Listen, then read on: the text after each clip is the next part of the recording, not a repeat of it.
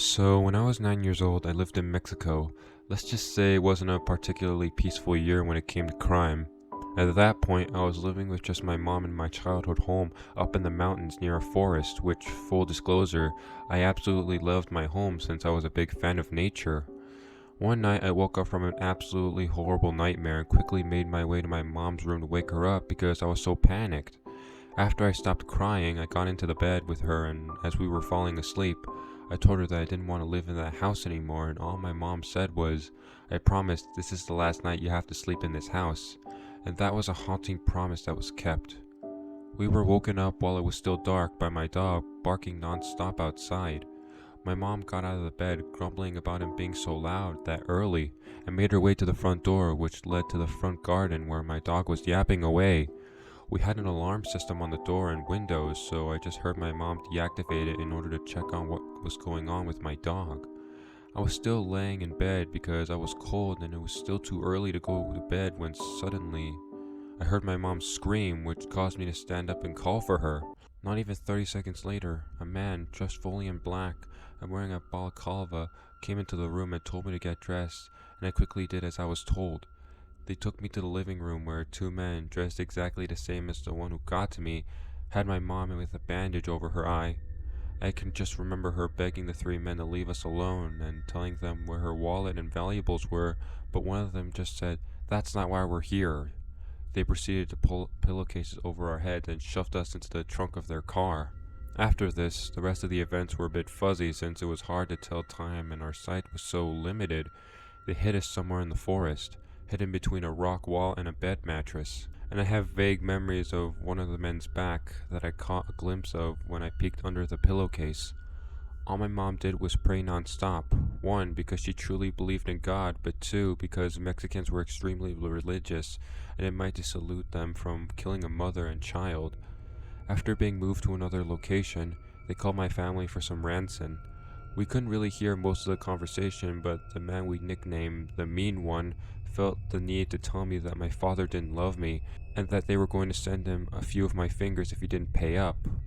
Shortly, we were loaded into another car, where my mom begged one of the men to not kill us. They drove us for what we felt like hours until they suddenly stopped and dragged us out and told us to get on our knees. At this point, my mother was certain that we were going to get shot, so she asked that's what they were going to do, to shoot me first in order for me to not hear my own mother die. The men said nothing. We abruptly heard a car peel out and my mother just screamed at me to run as fast as I could. We ran for a few minutes, then saw a residential area where we started frantically knocking on the doors, hoping that the kidnappers wouldn't plan on coming back for us.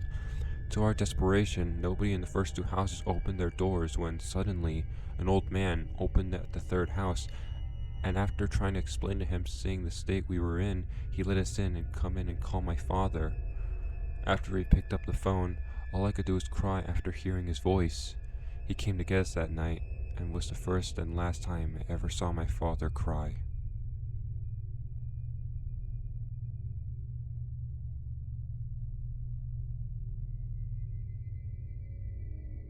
It all started when I was a 12-year-old. I can't remember how it came to this, but one day me and a couple of my younger friends were out walking from our block of flats, and I saw something in the corner of my eye. I don't know what it was. It was standing in the corner. It was tall, and though I only saw it for a brief second, I experienced literal existential fear and pushed myself and my buddies outside as quickly as possible, them not understanding what just happened. We discussed the situation a little, speculated what was up, but still, it wasn't a big thing. We just went on with our day, doing whatever kids did. It would be fine if it ended like that, but it didn't. After that, the three of us started seeing things. It wasn't anything clear, but you could just walk home in the evening and suddenly see someone dark and tall standing behind a tree. You knew something was there, and it was watching you, but you would think that maybe your mind is messing with you. Soon enough, it went surreal. All I can say is we became pretty paranoid, feeling like being watched all the time, but naturally, being kids, we also became very curious. That's when we became hunting this stuff. And I'm not kidding, we call ourselves hunters because we would walk all over our area late in the evening, inspecting every dark corner, seeking out paranormal. I know for sure that most of the experiences were just scared kids' imagination. but two encounters stand out as very real. Stuff I saw standing next to my bed and woke up at night for a couple of seconds, and it pushed my back when we were on the hunt, but when I turned around, no one was there. Although it happened, I can't remember most of the smaller stuff anyways. For God's sake, I'm like 20 now. The first one occurred when I got us two walkie-talkies so we could split into two teams and inspect the area more efficiently. That's when we saw someone else appear on our usual frequency. We heard strange noises and I started repeating, asking who the third was on the line. For some time it was dead silent. Then someone finally said, "They're calling for you." Nothing more. Silence. This was pretty scary on its own. The strange thing is, in 5 minutes all three of us were called home almost simultaneously. Me and one guy got calls from our parents. The other one was being approached by his father directly. And that's when we got paranormal over one more thing. Maybe our parents were under the influence of what we thought of would be a demon. I know we were probably overthinking this and it was just a coincidence, but come on, when you're scared you can't really think straight. The second one was worse to say the least. This time there were two of us, and I swear to God I would think I'm hallucinating if I was on my own. We were heading to our usual place of hunting, a dark street between a block of flats and an old semi-abandoned factory. Our usual talk was interrupted when I suddenly stopped to stare into the bushes. My friend joined me, and now we were both staring at something we could not exactly understand. It was something white, floating around 3 meters height. Not seeing through like a ghost, but solid white. It almost seemed like we were hypnotized, because I don't remember any thoughts coming through my head.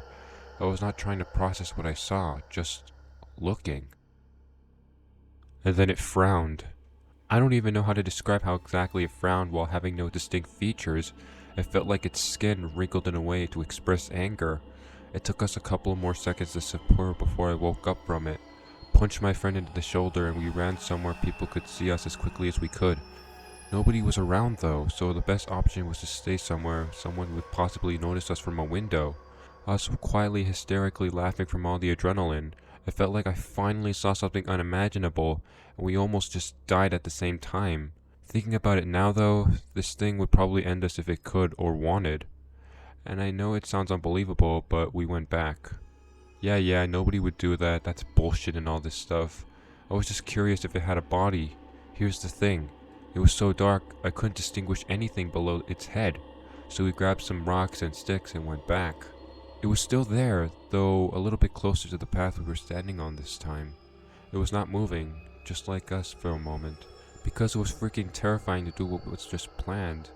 We did not know what we were dealing with. We were just impulsive, stupid kids, but we still threw ourselves wherever we grabbed at him, barely reaching the bushes at all. It still reacted by stretching its damn neck, skin tightening on its tendons, or whatever they're called. At this point, our fright reached its peak and we finally ran away. This demonical nonsense went on for some time. A couple of years I would say, but at some point everything just ended. I don't know how, I don't know why. Maybe because we got older and we're not as sensitive to the paranormal stuff, or because we were getting more and more brave, bringing kitchen knives and crosses, all that stuff, trying to protect ourselves. But maybe this thing just got bored of us and went on. I know that I saw it. Almost everything that we thought happened was just our imagination, but those two instincts were real as heck. I would die to know what that thing was and what it wanted from us. It made a couple of years of my life to feel like absolute mess. It would be nice to sort these memories out to understand the hell we were dealing with, because sometimes it seems like I'm just an idiot who can't get over the games we played as a kid. But with nobody to console with, I prefer not to mention this part of my life to anyone, because I know it sounds like fiction.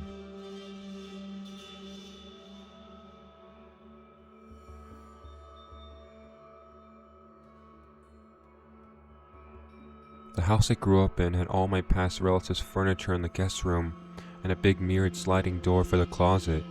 Even people that never believed in ghosts or anything paranormal always did after spending a night in that room. You would see shadows and lights and things moving around in the mirror that you couldn't see while looking around, even though the only window was facing the side yard of the house where there was no light and no people could walk by. The only proof I ever got was on my old computer. At the time, we had severe water damage throughout the house, and my fans had set up everywhere to dry out the carpet. The entire upstairs of the house was carpeted, but only one room downstairs was. We had to wear foot covers when walking on it, and our pets weren't supposed to at all. For the cat, we could easily pick him up and he would just stay wherever, but my dog loved sleeping in one of our rooms at night and walking from room to room to check on us. The only room that we could close it in that wasn't freezing like the garage or small like the bathroom was the guest room. She always acted weirdly in there, so I wanted to set up my computer to see if anything happened. She was always very quiet, sweet, mild-mannered. She was a bit older when this happened, around 7 to 9 years old, and a golden retriever mix. Whenever she was in the guest room, she would bark at various areas and get aggressive, something she never did, even as kids if we were fucking with her too much. She would just get up and walk away. She never got aggressive about anything. I set up my computer and sat with her for a minute. For context, when you enter the room, there was a vanity immediately in front of you, pushed up to the wall to your right, a dresser, a corner immediately to your left where you had to turn past to be able to see the mirror sliding door. I had set up my computer up on the vanity, the side closet to the door, slightly angled towards the corner opposite the sliding mirror doors, where the bed was. My mom, dad, and brother were all in bed and asleep. There was no access into the guest room other than past me, and I checked the whole room before I left the dog in there to make sure no one was in the room. She was calm and comfortable, never had any issues being closed in the rooms before, etc. I left. I went to sit in the living room about 15 feet away. Within 5 minutes, she started barking. I waited a second to see if it would stop, but it didn't. I went in to check on her. She came over to me and stood in front of me and then growled at a corner near the closet door. I got freaked out and left, but I didn't want my parents to get mad at me, so I left her in there so she wouldn't follow me up the carpeted stairs. It was quiet for another few minutes, and then she started barking again. It took me a solid minute or two to build up the courage to go back, but I did, and I took her leash with me so I could take her to the living room and just sleep on the couch with her. I got up from the guest room and grabbed my computer as I was leaving and watched a video in the living room. Just before she started barking the first time, you could see a dark shadowy shape move from the bed towards the mirrored doors. The second time she started barking, you can't see it because it's the computer angle, but you can hear the big armchair that's next to the mirror door start sliding across the floor.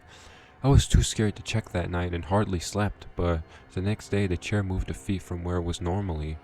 Neither my brother nor my parents cared enough about scaring me to lose sleep over it, and even if one of my family members was there, my dog wouldn't be barking if it was just them moving around stuff. My dog was also very gentle and never moved furniture or pillows or anything, and you can hear her back legs in the video, so it's clear that it's not her pushing the chairs. The only explanation I have was at the closet where we used to store our Ouija board, and we used to play it in the closet, which was directly above the guest room closet. Most of the kinds of activities we stopped shortly after getting rid of the Ouija board, but that combined with having furnitures of past relatives and probably inviting some shit to live in that room because it never fully stopped and only lessened. The majority of the activity was focused in my room/closet and the guest room/closet, both of which was just felt bad too. You could just hear footsteps and things moving, opening, closing throughout the house. My parents sold that house last year. They kept the furniture, which still has a weird vibe to me, but I was very scared of it and biased now, lol. Also, that dog passed when I was in high school. She was my best friend and I miss her every day. But I got a very long and amazing time with her while she was alive.